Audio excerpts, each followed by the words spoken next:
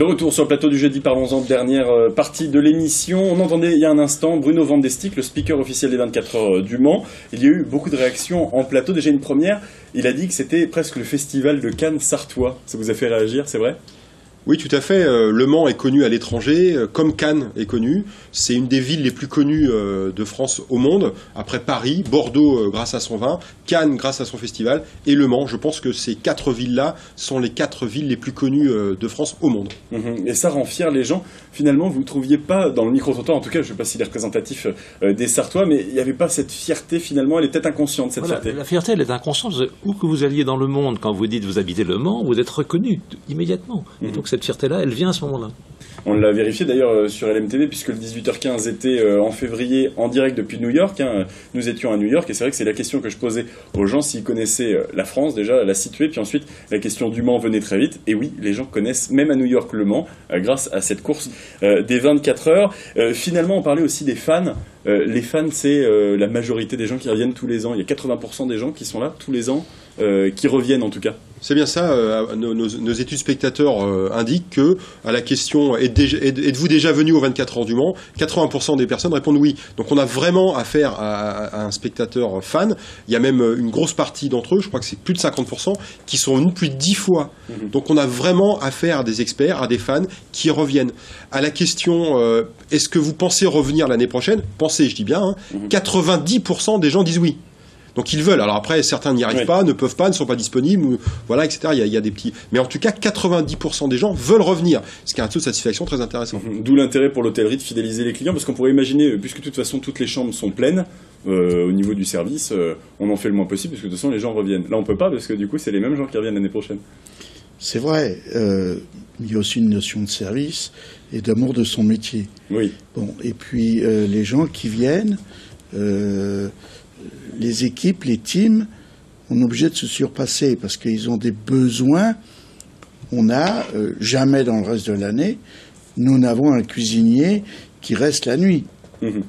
Là, on a un cuisinier, on a un veilleur de nuit et on a un serveur. C'est les 24 heures même pour l'hôtellerie, en fait. Exactement. Tout le monde fonctionne au rythme des 24 heures.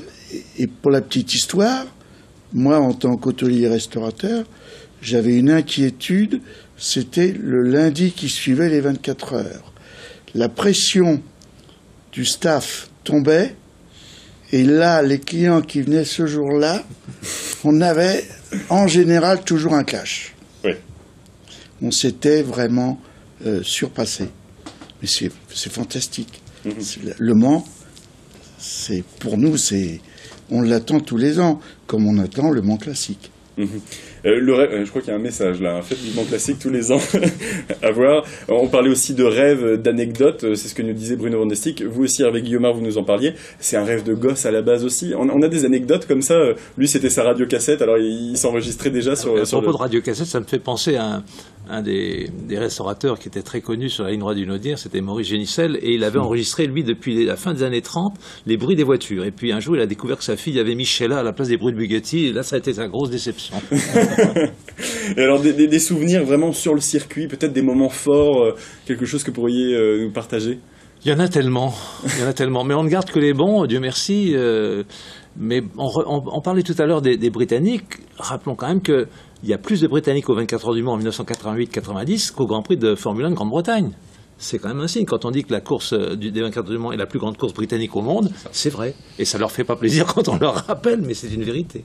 Et je voudrais intervenir, parce que je suis un petit peu là pour défendre aussi le patrimoine, dire que dans la partie hôtellerie, le patrimoine sartois bâti est exceptionnel. On a 799 châteaux et manoirs.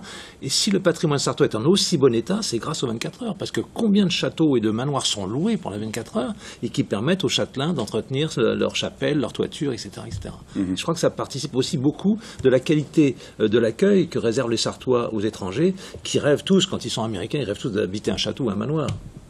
Et on parlait justement donc d'impact économique tout à l'heure. L'impact du patrimoine, il est important. Vous le figez, ce patrimoine. Il y a une partie de rêve aussi. J'imagine que vous ne peignez ou ne dessinez pas que ce que vous voyez. Il y a aussi une part d'imagination. Mais c'est évident que la part de rêve est indéniable. Les spectateurs viennent voir un spectacle, ils viennent voir de belles voitures. Et outre le fait pour moi de peindre, de glorifier la course, je me dois de sublimer les autos en posant une lumière dessus, en jouant notamment sur les reflets, les brillances, les transparences, et en offrant une image magnifique que les gens conserveront avec eux en souvenir de leur visite aux 24 heures du Mans. Ça fait partie des rêves aussi. On imagine que quand vous étiez petit, vous collectionnez déjà les... Oui, complètement. On séchait un peu les cours au lycée, puis on descendait, on dévalait au Jacobin, au pesage, et on sautait les barrières pour aller se faire signer des autographes, qui vraiment étaient pour nous, c'était des surhommes, c'était des héros déjà. Et c'est un patrimoine, c'est assez lourd à peser sur ses épaules. Quand on prépare des 24 heures du Mans, on se doit d'être meilleur que l'année précédente, ou au moins du même niveau. Ah ben en tout cas, on se doit de se surpasser, c'est clair. Nous sommes héritiers d'un mythe qui est les 24 heures du Mans. Nous ne l'avons pas créé nous-mêmes. Nous, actuellement, la génération d'organisateurs des 24 heures du Mans. Mais évidemment, nous devons nous surpasser pour toujours entretenir ce mythe et le glorifier pour qu'il demeure et qu'il continue, bien évidemment. Et on a le droit à des artifices. On fabrique constamment des nouvelles idées. Alors maintenant, c'est les simulateurs pour que les gens puissent s'essayer sans risquer de... On imagine que les voitures coûtent un peu plus cher qu'un simulateur, donc ce serait dommage d'en gâcher. Là, le simulateur, ça permet directement de prendre plaisir et de voir ce que c'est que de conduire une voiture à 300 km/h sur un circuit. Bien sûr, il y a de multiples façons de réaliser son rêve de pilote. Alors, il y a le karting, qui est une des façons la plus simple et la plus facile. On a 3 pistes de karting sur le circuit, mais il y a aussi 6 simulateurs que nous avons sur le site avec du réalisme important. C'est-à-dire, il faut comprendre que des pilotes des 24 heures du Mans, je cite Julien Canal, Vincent Capillaire par exemple, viennent au simulateur pour acquérir les circuits, parce qu'il faut bien comprendre que c'est un sport qui est un peu un sport de répétition. C'est-à-dire que plus vous connaissez le circuit par cœur, meilleur vous êtes sur la piste. Donc, il faut beaucoup pratiquer le circuit pour être très bon. Eh bien, ces pilotes viennent s'entraîner sur nos simulateurs et font les mêmes temps qu'en course. Donc, vous voyez que ce sont des vrais simulateurs et donc on peut s'exprimer. C'est au détail près. On a l'impression de vivre le circuit comme si on le faisait en voiture. C'est bien ça, et ces simulateurs permettent des réglages comme en course.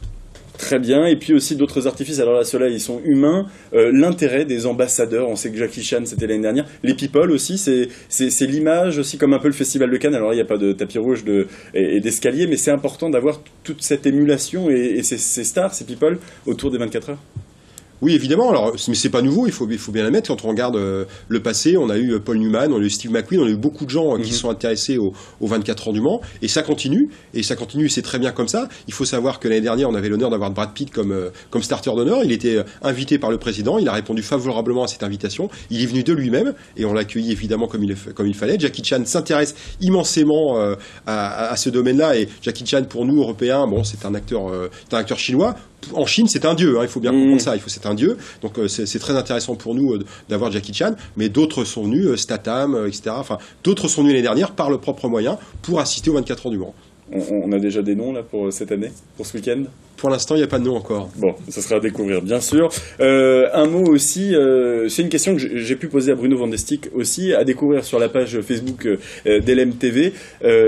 Est-ce que c'était mieux avant ? Parce que souvent, c'est ce qu'on entend, quand on vit quelque chose, c'était mieux avant. Est-ce que c'était mieux avant les 24 heures ? Non, moi, je l'ai connu avant et qui connaissait les contemporaines maintenant. Je pense que c'est nécessaire d'avoir un avant, mais c'est quand même complètement motivant d'aller de l'avant, et ça a toujours été la volonté de la CO. La CO a toujours été 20 ans, a toujours voulu avoir 20 ans d'avance. Cette course a été une référence mondiale, c'est un laboratoire mondial de mobilité, et c'est ça qui est le plus enthousiasmant, c'est de savoir que derrière nous, dans ce qu'on appelle l'esprit Le Mans, il y a des gens qui ont envie de faire progresser la voiture, de dire que dans 20 ans, quand il n'y aura plus de carburant fossile, avec quoi les voitures rouleront, les 24 heures sont là pour le démontrer. Et c'est déjà des choses à quelles on pense ? Bien sûr, notre règlement technique est fait de telle façon qu'il est très ouvert. C'est bien une des différences par rapport à d'autres compétitions de sport mécanique. Le règlement technique des 24 heures du Mans, qui est la propriété, qui est fait par la CO avec le concours de la FIA, permet dès aujourd'hui d'avoir de multiples mobilités adaptées. On a le stand 56 aussi qui est là pour démontrer les capacités des nouvelles technologies, et nous restons un laboratoire technologique pour la mobilité. On attend peut-être les 24 heures électriques, peut-être. On voit que la Formule 1 fait le Z2 tout électrique sur Paris. Est-ce qu'au Mans on peut imaginer 24 heures tout en électrique ? Mais on peut l'imaginer aujourd'hui, la technologie ne le permet pas. Mais le règlement sportif des 24 heures du Mans l'autorise dès aujourd'hui. Donc on pourrait même avoir une voiture électrique qui concourrait avec les autres qui ne le seront pas ? Si la technologie le permettait, oui, on pourrait. Mais là, évidemment, c'est pas possible. Il faut savoir qu'en Formule I, les pilotes changent de voiture pendant la course parce que les batteries sont pas assez autonomes. Donc au lieu de changer de batterie, ils changent de voiture. Carrément, ils ont deux voitures. Bon, ben là, on peut pas se permettre. C'est pas l'esprit du tout du Mans. L'endurance, c'est pas ça. C'est pas du tout dans l'esprit du Mans. Mais aujourd'hui, on le sait avec les voitures hybrides notamment. Ce sont des voitures hybrides dorénavant qui gagnent les 24 heures du Mans. Eh bien, il y a plus de 30% de la motricité de de la voiture qui est donné par ces hybrides. Donc on est déjà sur une ère de nouvelles technologies. On pense à l'électrique, mais aussi on pense à l'hydrogène. Il y a beaucoup de technologies qui sont aujourd'hui à notre porte. Et des nouveautés donc qu'il faut apprendre à dessiner. On imagine qu'on ne dessine pas une ancienne voiture comme une nouvelle voiture. Non, évidemment, le graphisme change. Avant, les voitures n'étaient pas bardées d'autocollants, de sponsors sur les carrosseries. C'est plus de détails pour dessiner du coup. Oui, évidemment, mais moi, ce qui m'intéresse, c'est de transcender la voiture, de la sublimer et puis de la mener vers quelque chose, vers un ailleurs, vers autre chose. La voiture, pour moi, c'est un tapis volant, c'est une féerie, c'est quelque chose de magique. Et c'est pour ça que j'ai pas de nostalgie par rapport à mes anciens tableaux et que je me dis vivement que j'en crée de nouveaux pour qu'ils soient encore plus beaux, encore plus forts et encore plus désirables. Et de toute façon, vous avez une imagination et une mémoire peut-être suffisante pour redessiner d'anciennes voitures ? Alors, bien sûr, je peux faire des choses de mémoire, mais ma technique étant très réaliste, voire hyper réaliste, il me faut forcément me référer à une iconographie, des images que je prends ou que je collecte pour aller chercher le petit détail que je vais ciseler du bout de mon pinceau. Et alors, économiquement, on en parlait, pareil, même question, est-ce que c'était mieux avant ? Est-ce qu'on a des chiffres qui prouvent qu'avant, les gens dépensaient plus ? Parce qu'on parle beaucoup de pouvoir d'achat, on parle beaucoup de toutes ces choses-là. Est-ce que finalement, dans un temps donné comme les 24 heures, est-ce que le pouvoir d'achat, ça importe aux dépenses, ou est-ce que c'est le moment ? On l'entendait aussi, Bruno Vandestick le disait, il y a des gens qui réservent déjà, qui s'y préparent bien à l'avance, on va mettre de côté, comme on pourrait le faire une fois de plus à Noël, on va mettre de côté parce que les 24 heures, ça va arriver bientôt. Non, c'était pas mieux avant. La croissance sur long terme est grande pour l'économie comme pour les 24 heures du Mans. Donc non, aujourd'hui, il y a encore plus d'activités que ce qu'il pouvait y avoir il y a quelques années, même si en 67, je crois qu'on était monté à plus de 300 000 spectateurs, mais c'était pas les mêmes spectateurs, c'était pas les mêmes dépenses, c'était pas, il y avait moins, je pense, de spectateurs non locaux, et la dépense consentie par les spectateurs non locaux est effectivement considérable. Donc non, c'était pas mieux avant. En revanche, je crois qu'il y a un point sur lequel il faut insister, c'est ce succès incontestable des 24 heures du Mans, il est sans doute quand même fragile. Je pense à la mauvaise presse qu'a le sport automobile. Il y a une évolution de société où effectivement les moteurs à explosion, ça fait du bruit et ça pollue. C'est moins dans l'air du temps. Donc il faut effectivement, alors je crois que la CO est pleinement consciente de cela, et l'évolution technologique permanente, les moteurs hybrides et l'idée qu'un jour on ira vers des moteurs, enfin des propulsions électriques, sont des choses qu'il faut, enfin ce sont des rendez-vous qu'il ne faut surtout pas manquer. La pérennité du Mans passera par les bonnes évolutions technologiques au bon moment, parce que effectivement le sport automobile est un sport qui a moins la cote que dans les années 60, 50-60. Voilà. Ça dépend aussi des pays, des politiques. On imagine Bien sûr. que Trump n'a pas de souci avec ça aujourd'hui. Est-ce que les rendez-vous dont on parlait là, ils sont au calendrier de la CO ? Oui, bien sûr, mais ils sont déjà au calendrier, ils sont déjà dans notre règlement. Un exemple à ce sujet, en 20 ans, le règlement technique des 24 heures du Mans a réduit de 50% la consommation de carburant pendant la manifestation. Ça, c'était en 20 ans. Et là, les 5 dernières années, nous avons encore réduit de 50%. C'est vous dire l'accélération de cette progression. Nous avons encore réduit de 50% la consommation de carburant. Donc, nous restons un laboratoire technologique. Nous sommes évidemment à l'écoute de toutes les nouvelles technologies, et nous sommes une vitrine de ce que sera la mobilité de demain avec ces nouvelles motorisations et ces nouveaux véhicules qui nous transporteront demain. Il faut bien comprendre que les pionniers qui ont créé les 24 heures du Mans étaient déjà dans cet esprit-là en 1923.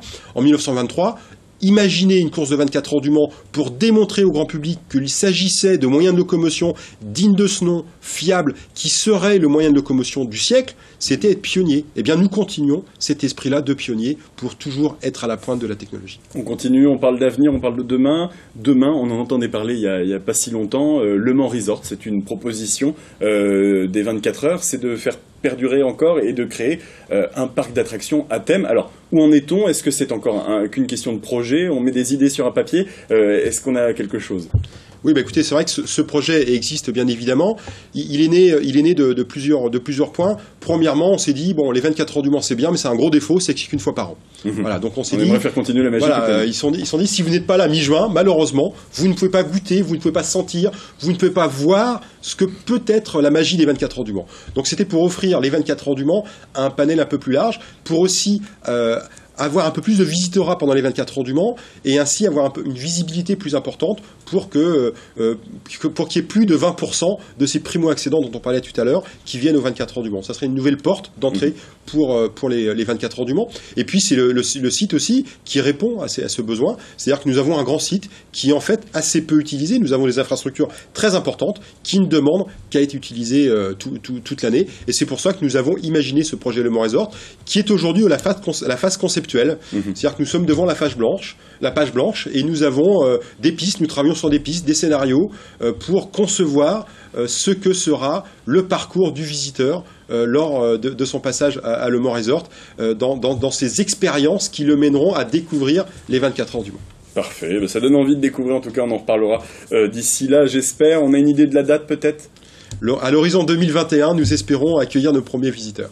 Parfait, merci beaucoup. On arrive déjà à la fin de cette émission. Je vais vous demander alors rapidement à tous, du coup, oui, il y a des hommes ce soir, de vouloir conclure.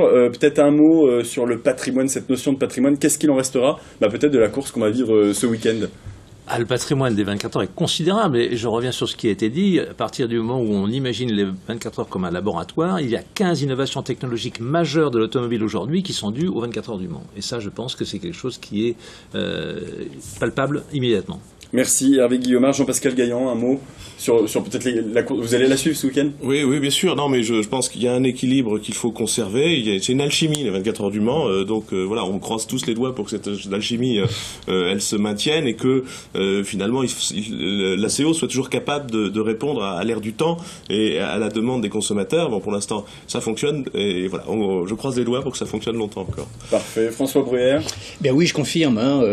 L'alchimie, l'art et l'automobile sont absolument indissociables, donc je vous invite à venir découvrir ma galerie sous la tribune Léonard pendant tout le week-end. Pendant tout le week-end, parfait, on y sera. Jean-Paul Hénin, un mot peut-être d'encouragement pour tout le secteur de l'hôtellerie qui travaille en ce moment et qui va continuer de travailler bien sûr tout le week-end. Tout à fait, vous parlez d'alchimie. Grâce à l'activité des 24 heures, à la venue de gens extérieurs qui sont demandeurs de nouveaux services, de nouvelles technologies, eh bien, grâce aux 24 heures, on fait une certaine alchimie de nos établissements. Parfait, merci beaucoup. Ghislain Robert, le mot de la fin ? Écoutez, puisqu'on s'adresse aux Manceaux et aux Sartois, moi je voulais vraiment remercier la population sartoise parce qu'elle ne se rend pas compte qu'elle-même, elle est actrice des 24 heures du Mans.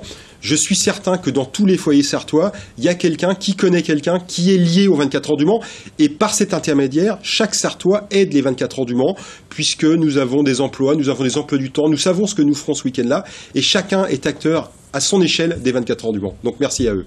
Merci à vous en tout cas d'avoir accepté notre invitation. Merci à vous d'avoir suivi l'émission. Demain soir, on vous fait déjà vivre encore un événement des 24 heures du Mans. C'est la parade des pilotes sur LMTV. Moi, je vous retrouverai lundi à 18h15. Excellente soirée, très bon week-end.